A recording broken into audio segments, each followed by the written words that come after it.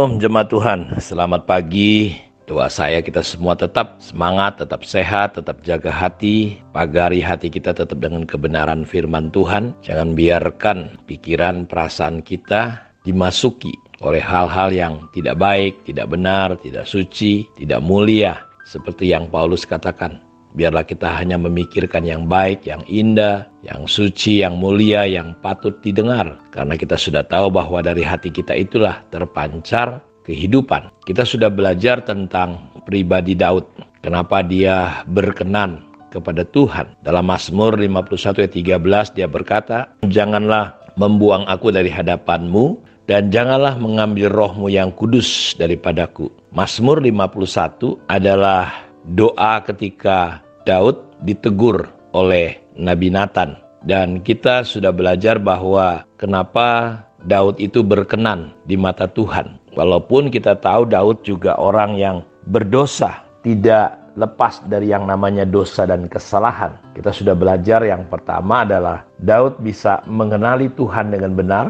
Dia memiliki hati yang sabar. Dan yang ketiga adalah Daud ketika ditegur, dia mau menerima teguran. Kita sudah sama-sama tahu bahwa dalam kehidupan manusia sehari-hari, manusia itu cenderung dan tidak suka yang namanya ditegur. Apalagi dia punya posisi. Seperti posisi Raja Daud misalnya. Dia adalah seorang raja, orang nomor 1. Tetapi ketika dia ditegur, dia mau. Dan dalam ayat 13 dia berkata, "Jangan buang aku dari hadapanmu. Janganlah mengambil rohmu yang kudus daripadaku." Ada perbedaan yang menyolok sekali antara pribadi Saul dan Daud. Dan salah satunya adalah Saul tidak memiliki jiwa yang besar untuk mengakui kesalahannya. Dia nggak pernah merasa menyesal ketika melakukan sebuah pelanggaran. Melainkan selalu ngeles, selalu banyak alasan. Dia menyalahkan orang lain, menyalahkan situasi, menyalahkan orang Israel. Mereka sudah berserak-serak. Bahkan dia menyalahkan Samuel, "Kau terlambat datang." Jadi sebuah sikap yang sama yang dipraktekkan oleh Adam dan Hawa ketika mereka bersalah, berdosa, mereka bukan mengakui. Padahal Tuhan butuh kejujuran. Dalam hidup kita, Tuhan sangat menyukai. Dia berkenan kepada hati yang jujur. Ketika kita salah, kita harus berani mengakui. Jangan berkilah. Jangan pakai alasan. Sama seperti yang terjadi dengan Adam dan Hawa maupun Saul. Kita lihat, dia menyalahkan orang lain. Dan inilah perbedaannya dengan Daud. Ketika Daud ditegur, dia selalu hatinya terbuka untuk yang namanya nasihat dan teguran. Bahkan dia bersedia menerima hukuman. Jadi Daud selalu terbuka, selalu mau dikoreksi ketika datang koreksi. Ketika dia sadar telah melakukan kesalahan, dia segera datang kepada Tuhan. Jadi nggak perlu lari kemana-mana, nggak perlu banyak alasan. Dia mengakui dengan jujur dosa kesalahan yang telah dibuatnya. Dia memohon ampun kepada Tuhan. Dan dia bertobat tanpa pernah dia menutup-nutupi kesalahannya. Dia nggak membenarkan diri atau menyalahkan orang lain. Di Mazmur 51 ini dia mengakui ketika Nabi Nathan datang menegur dosanya. Dan di dalam Mazmur 51 ini adalah doa pengakuan dosanya.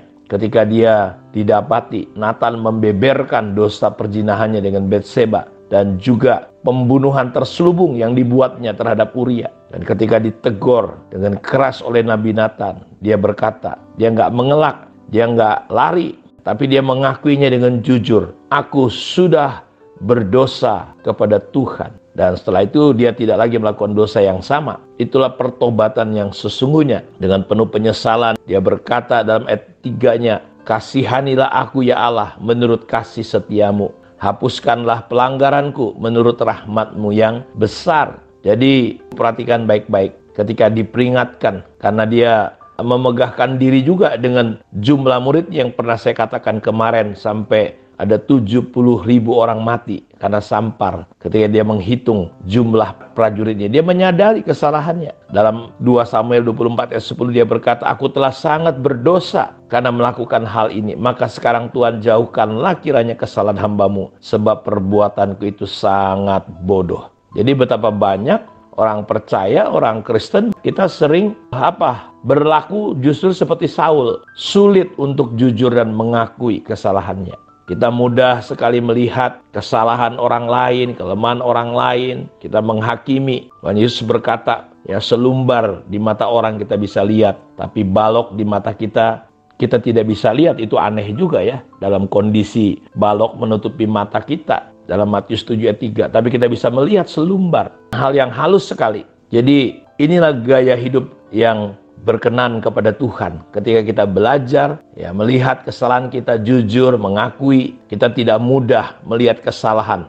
Jadi kita mau belajar memiliki hati yang berkenan kepada Tuhan. Mau dikoreksi, bukan menolak dikoreksi, bukan membenarkan diri sendiri, bukan menyembunyikan dosa. Di zaman multimedia ini hebat, orang terkadang untuk menutupi kesalahannya, dosanya. Dia menunjukkan hal-hal yang luar biasa. Kasih ayat firman Tuhan lah dan segala macam. Jadi kita jangan seperti itu, karena kita rindu punya hati yang berkenan kepada Tuhan. Jadi kita mau dikoreksi, kita nggak perlu membenarkan diri sendiri, kita tidak perlu menyembunyikan dosa kesalahan kita dengan rapat, dan akhirnya kita tetap hidup dalam kepura-puraan. Jadi dalam Amsal 28 ayat 13, siapa menyembunyikan pelanggarannya tidak akan beruntung, tetapi siapa mengakuinya dan meninggalkannya akan disayangi. Jadi kita perlu jujur seperti apa yang dikatakan Soleman. Kita perlu mengakui, meninggalkan, maka kita akan beruntung. Mazmur 51 ayat 19, korban sembelihan kepada Allah ialah jiwa yang hancur, hati yang patah dan remuk, tidak akan kau pandang hina ya Allah. Jadi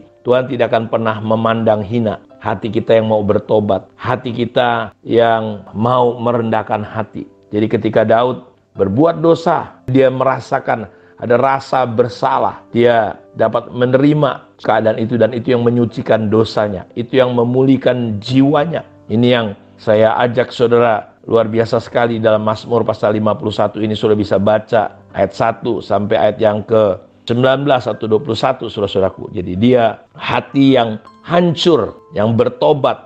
Di situ saudaraku, Tuhan tidak akan pernah pandang hina. Karena itu ingat baik-baik bahwa kalau kita berbuat dosa, kita punya seorang pengantara, yaitu Yesus Kristus. Karena itu perkenanan kita bukan karena perbuatan baik kita. Kita berkenan kepada Tuhan sekali lagi hanya karena Yesus sudah mati di atas kayu salib. Di atas kayu salib diampuninya dosa kita sekali untuk selamanya. Jadi ingat, saudara dibenarkan bukan karena benar, kita dibenarkan karena Allah sudah membenarkan kita lewat korban salib Kristus. Karena itu jangan mau dituduh lagi oleh iblis. Ingat, saudara adalah orang yang sudah dibenarkan. Kita kudus, kita suci, kita menjadi berkenan karena Yesus sudah mati untuk kita. Sekaligus dia mengampuni dosa kita, sekaligus dia menyembuhkan jiwa kita, sekaligus dia menyembuhkan tubuh kita kalau kita sakit. Karena itu ingatlah selalu korban Kristus yang sudah mati di atas kayu salib, yang membuat kita memiliki hidup dan hati yang berkenan kepada Allah. Kiranya damai sejahtera Tuhan turun atas hidup kita semua. Mari kita berdoa. Bapa, terima kasih untuk kemurahan dan anugerah-Mu. Diberkatilah semua anak-anak-Mu.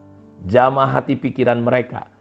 Kami mengetahui kebenaran tentang Engkau pribadi, tentang kasih karunia-Mu, bahwa Engkau tidak pernah memandang hina hati yang remuk, hati yang hancur.